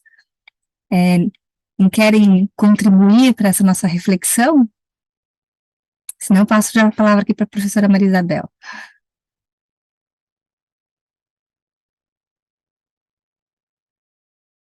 Eu acho que uma hora vai aparecer um recadinho ali no chat, gente. Vou ironizar. Cadê o forms de presença, não é? Eu estou segurando ele aqui, ele já está pronto. Lógico, lógico. Eu queria antes disso, assim, a gente espera sempre que haja trocas de experiência também, né? Às vezes falar de dificuldades ou de potencialidades ou da própria experiência do trabalho que realizou, que está realizando, enfim. Ô, Eneida, nós temos pessoas da graduação que chegaram, né? Há pouco tempo, é isso? Eu vou deixar aqui um algo que serviu para mim na vida, né? Quando eu entrei para a graduação. Né? Eu me formei em Feira de Santana, na Bahia, na Universidade de Feira de Santana, na Bahia. Fiz na UFES, né? E morei em Salvador, Feira de Santana, e trabalhei muito com formação de professores ali, pela universidade. Então, eu viajava muito no entorno, né? Também trabalhei com Sem Terra, no movimento do Sem Terra. Então, eu ia dar curso dentro dos assentamentos rurais lá. E também trabalhei em Xingó, na região de Xingó, que pega 4 estados do Nordeste. Então, eu dava curso para aquelas regiões.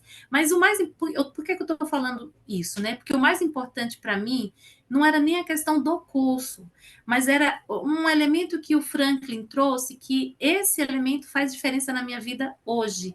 Então, assim, todas as oportunidades que eu tive de ir a campo ou de participar, eu sempre tirei proveito das coisas. Não foi tudo que eu aceitei que eu fiz, mas onde eu entrei, eu acho que eu soube aproveitar, que até hoje é latente, até os exemplos que eu ouvia naquela época, isso vem comigo. Então, o quanto é importante. Então, o mais importante para mim era o quê? Foram esses momentos em que eu estive em lugares diferentes, percebi os lugares diferentes, e esses lugares é que hoje me completam muito. Então, quando eu estive, por exemplo, em Xingó, 4 estados do Nordeste, eu viajava ali pelos municípios dando curso. Então, ali, aquelas pessoas, os elementos da cultura, os elementos das diferenças e como eu poderia fazer intervenção. Isso é muito importante para que um dia, por exemplo, hoje, eu fui trabalhar em São Miguel e nunca tinha ido a São Miguel. A primeira coisa que eu fiz foi entender ou estudar sobre aquele lugar. Por quê? Porque senão eu estaria oferecendo algo para eles que não iria conversar com a realidade que eles tinham. Então, eu procurei aproveitar o máximo de informação daquele lugar para que depois eu pudesse, de certa forma, contribuir. Então, ouvir as pessoas de diversos lugares, ouvir de onde elas estão, para onde vão, isso faz a diferença dentro de qualquer graduação. Então, eu deixo isso aqui porque foi o que me serviu muito de base. Fui professora em feira, fui professora no interior da Bahia, e não sou de nenhum desses lugares. Então, assim, o que eu quero dizer?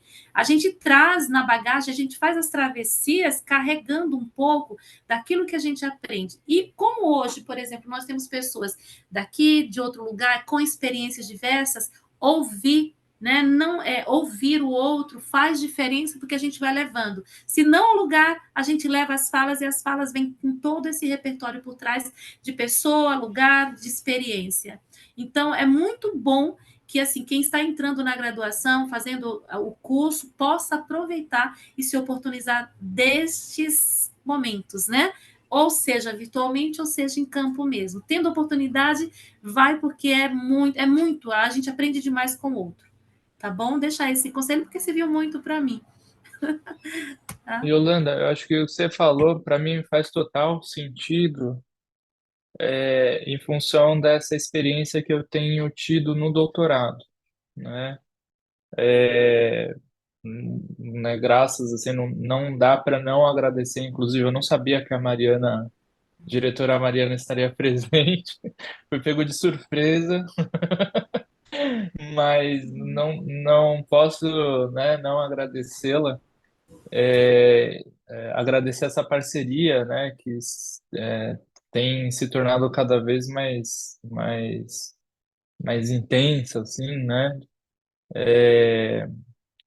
e possibilitado essa troca, né, que eu acho que é o que a Yolanda tem mencionado, né. Essa experiência mais recente que nós tivemos com os alunos da Soldado Éder, para mim foi muito significativo, né. Foi o primeiro contato mais mais intenso com os alunos do sexto ano, né, que nós tivemos. Eu tive nessa empreitada aí do doutorado, já caminhando para a reta final, no próximo semestre, e foi um momento muito peculiar, né, dessa trajetória, em função da sua riqueza, né? A possibilidade de troca e de aprendizado com eles foi muito grande, né? Nesse primeiro momento, não só do bonde a pé, mas também nas reflexões decorrentes das atividades que nós tivemos em sala de aula, né? E no pátio. Então, essa troca, né? E começar a compreender aquele território. Eu não posso falar mais que é estranho, mas ainda é um território que eu venho descobrindo a cada ida, né? E a cada vivência que eu tenho tido lá, entender esse território a partir do ponto de vista deles, né? Nesse primeiro momento foi incrível. E é um território que, né, num primeiro, eu me lembro quando, na primeira vez que nós fomos lá, Maria Isabel, professora Maria Isabel, a Rita ainda na época do mestrado dela, a própria Gabriela, que foi orientada pela professora Eneida de Almeida, né, também colega de mestrado. Nós chegamos lá e, de fato, é um território que, num primeiro olhar, e antes mesmo de conhecer a diretora Mariana, né, é um território que causa uma sensação assim de, puxa, o que que ele tem, né, o que que ele oferece, quais são as potencialidades, né, tendo em vista esses problemas que são, né, eles saltam aos olhos no primeiro contato, né, a ausência de uma série de equipamentos, né, de ofertas para as crianças, para os jovens, né, daquela localidade. Me refiro especificamente em Costa Norte, né? E depois a gente vai compreendendo que existe, né, um potencial que é latente, né, naquele território, né? Ele oferece uma série de possibilidades e essas ofertas, elas se dão, acho que a partir dessa troca, né? Então é muito bonito ouvir essa fala da Yolanda, que é justamente esse lastro, né? é, que, que, que, né, que vai sendo absorvido por onde a gente passa, né? A gente deixa alguma coisa, eu espero estar deixando coisas boas, né? Lá naquele território, mas eu sei que eu tenho colhido muito, né, em contrapartida, né? E eu espero muito que em algum momento futuro eu consiga retribuir, né? Dentro da minha área de atuação, com algum projeto, né? Enfim, levando alguma coisa em parceria com aquelas pessoas que tão bem vêm me acolhendo, né? Então, acho que é isso. Só encerrar agradecendo mais uma vez essa parceria com a Mariana e com a sua equipe gestora, que tem sido assim fundamental. Não para mim, né, assim, especificamente para minha tese, mas enquanto construção de um arquiteto, né, que, enfim, procuro ser melhor, né, no meu desenvolvimento pessoal e profissional. É isso. E agora nós temos uma pergunta, que eu acho que é mais sobre o tema. Eu nem direcionaria a pergunta para Franklin ou em Holanda, eu acho que é mais sobre o tema, quando a gente fala de escola sem muros, né? E que aí a Pandora colocou aqui no chat. Obrigada, Pandora, pelo questionamento. Eu tenho uma dúvida sobre a questão de segurança, principalmente se forem crianças pequenas. Eu acho que a pergunta vale para tanto para Franklin quanto para Yolanda quando a gente fala de questão de segurança, né?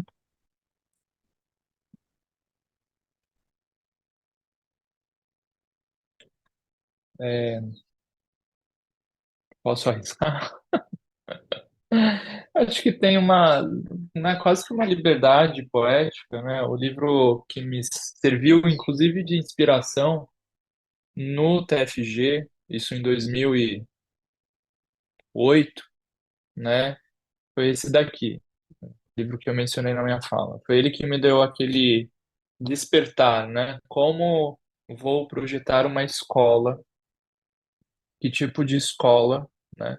Um livro pequenininho assim, pequeno em aparência, mas grandioso em conteúdo, um livro de poesias do Moacir Carneiro, que é um educador, então, né, a minha referência máxima, acho que no TFG não é da arquitetura, é da educação.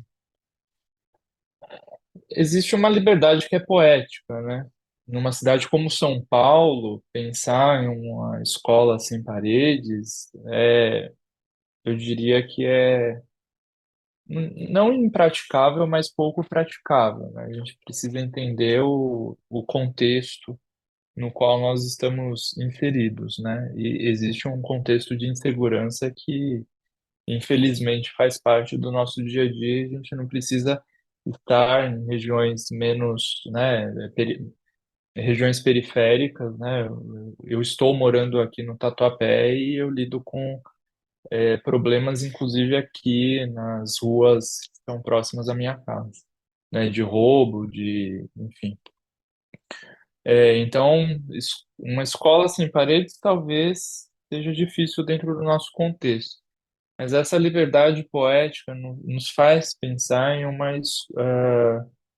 uma escola ou em gestões que são capazes de diluir, né, esses muros que estão presentes, que fazem parte do cotidiano das crianças, dos jovens, dos funcionários de uma determinada escola, né, e o como, né, diluir, acho que é a questão, né, que eu procuro trazer aqui na minha fala e que né, potencializada pela fala da Yolanda, né?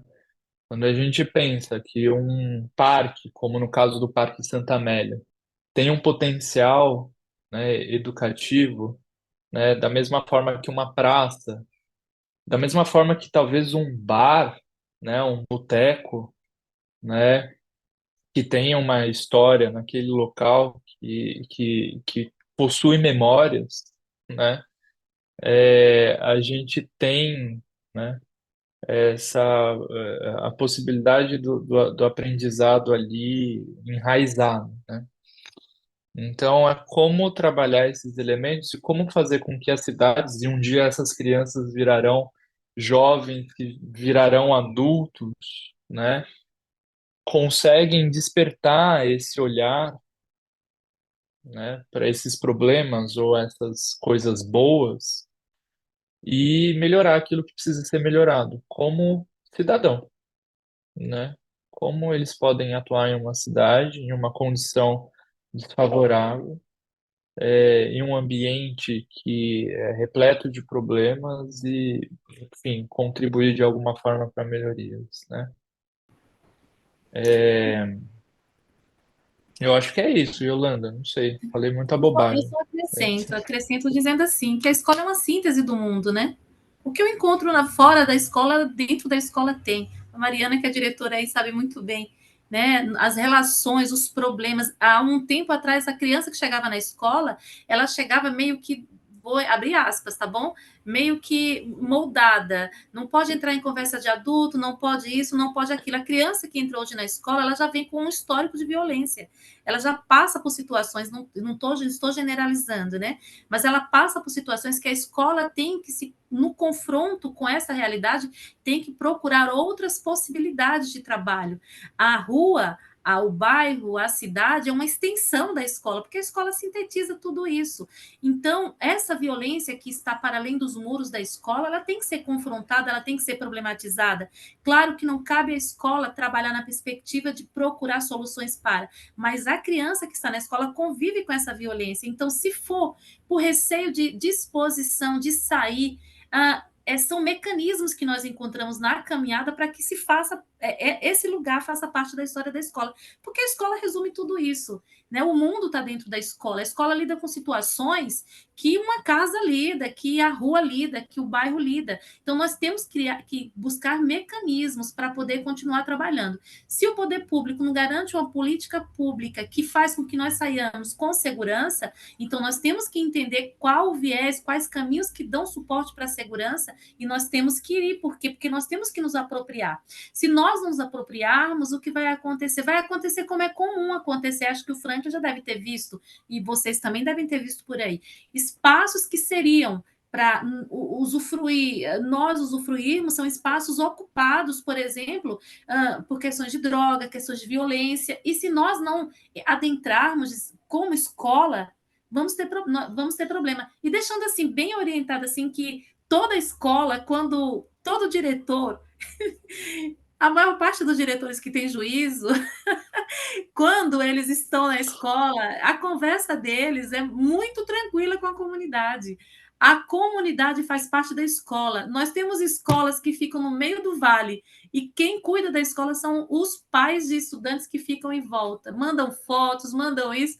Violência está dentro e fora da escola. A gente tem que construir mecanismos para lidar, mas nunca deixar de sair e explorar, viu? Independente de onde seja. Temos que ir, tá bom?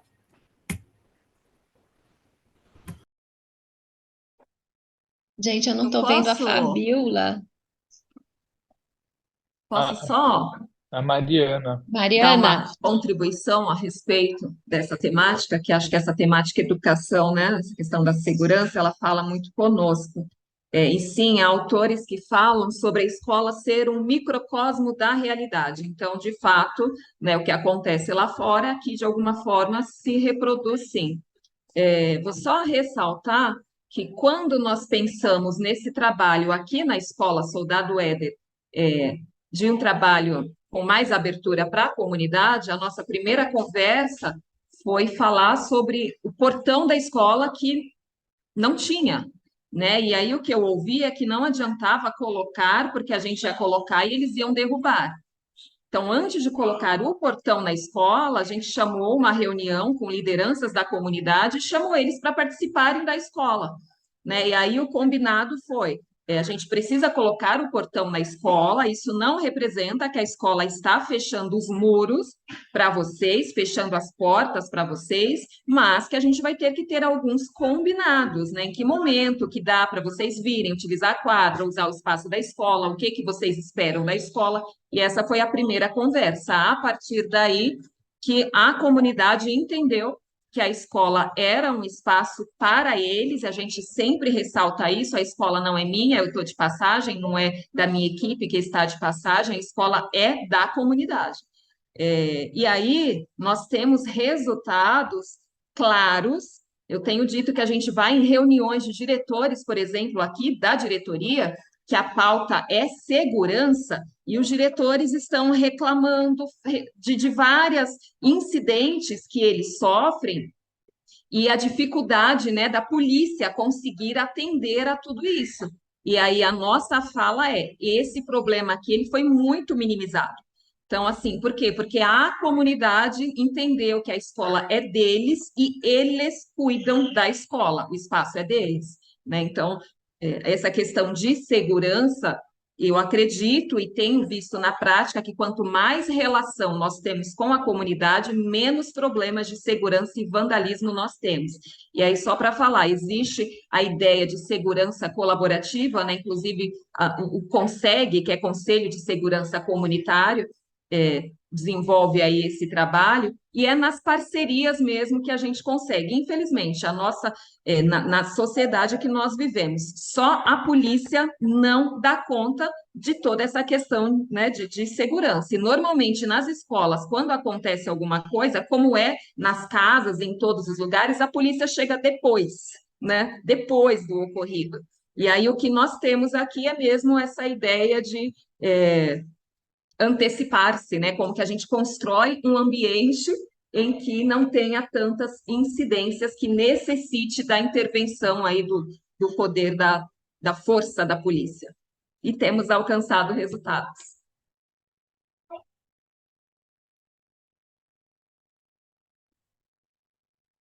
Passo a palavra. Posso só falar assim, do ponto de vista de um arquiteto e urbanista, das 11 escolas que existem no Encosta Norte, né? Se a gente olhar Soldado Éder, de novo, do ponto de vista de um arquiteto e urbanista, a situação é muito delicada, né? Em função do local que ela está situada. Acho que, assim, topograficamente, né, existe uma, uma dificuldade ali em relação a um terreno amplo, né, e aquele desnível que é muito grande. Antigamente existia a Fundação Casa, né, que hoje cede espaço foi transformada em um centro de acolhimento especial, né? A própria condição, né, da favela do Jagatá e das margens do córrego são ocupadas, né? Enfim, é um território que acho que exige, né, essa sensibilidade de estabelecer tratativas, né, das mais honestas, né, e enfim, a busca por conexões e pontes, né, como eu venho explorando essa ideia, para que de fato essa questão da segurança seja de uma certa maneira, né, bem gerenciada, né?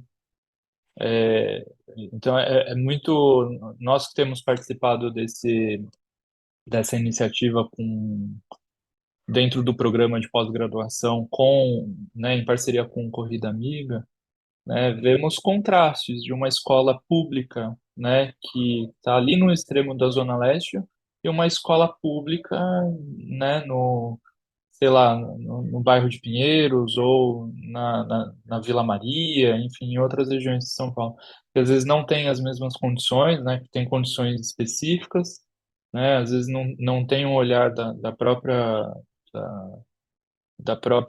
do próprio governo, né, da prefeitura, enfim, governo estadual, em nível municipal, estadual, fora as questões de né, urbanidade, né, usando esse termo mesmo, que às vezes tornam o ambiente para aquela determinada escola mais favoráveis do que para outra escola, cujo território é carente de uma série de coisas, né?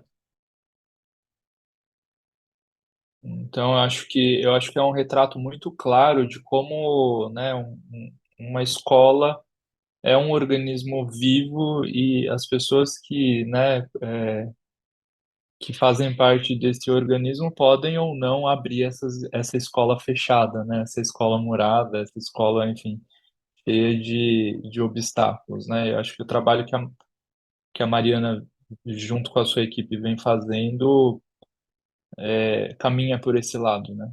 De enfim, é uma escola que eu vejo que tem transformado aquele território, né? De maneira muito positiva, claro.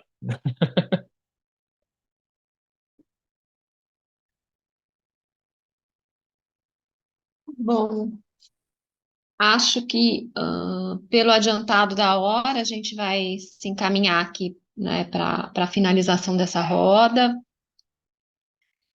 A Fabiola teve um imprevisto, então a gente continua aqui, né, fazendo a vez da mediadora.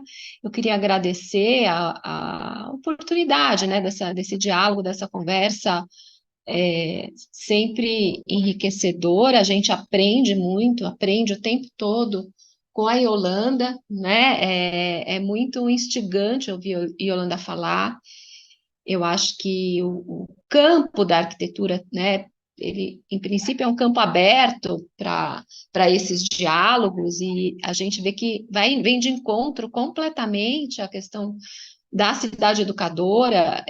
Os arquitetos acho que podem ter isso, inclusive, como uma perspectiva mais presente, né, na atuação profissional. A Yolanda trouxe aqui caminhos, né, indicando como a cidade de São Paulo tem esse projeto, né, claramente colocado, que já está avançado, inclusive, dentro dos programas de educação, né.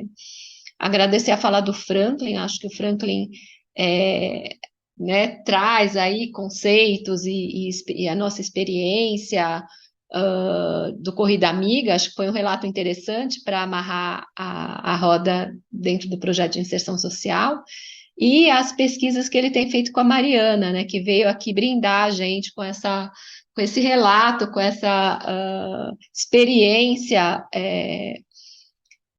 na prática, na vivência dela na direção da escola, né, e todas as questões e desafios que a Soldado Éder traz, né. Eu acho que a gente, quando se aproximou um pouco do Encosta Norte, eu acho que é um pouco dentro dessa perspectiva do que a Yolanda falou, a gente enxergava mesmo essa potência, né, que o território tem, que a cidade tem, mas a gente não enxergava com clareza. Falo por mim, ao me aproximar também, da potência que está nas pessoas, porque quando a gente chega num lugar, a gente, como arquiteto, vê o espaço, né,